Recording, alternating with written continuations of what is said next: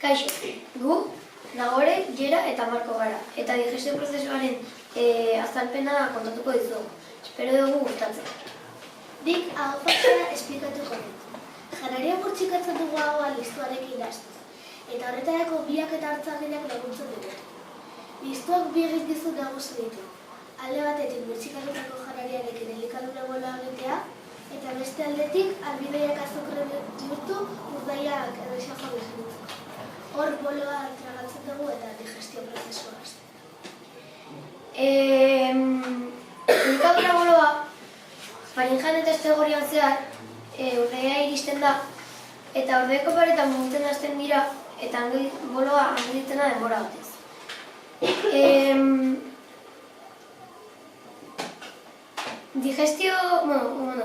Urdain urinek proteinak eta karbohidratoa da desegin egiten dituzte eta haiedore bihurtzen da bolo.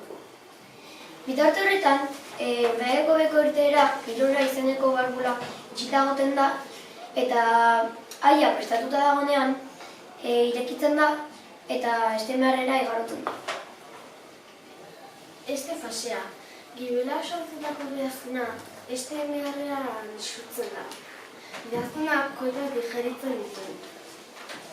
Bigarren ariak, are urinak laguntzen du koitak digeritzen eta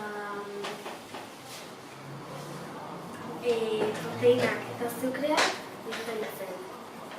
Hirugarrenea, este urina laguntzen dira lehenengo biei. Mantenugaiak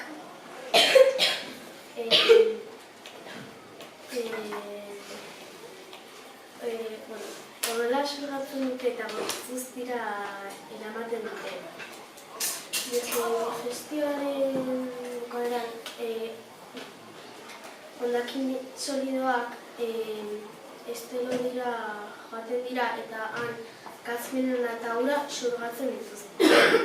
Eta hor dagona hausketik kanpo moldatzen dugu. Espero dut gustatu izan.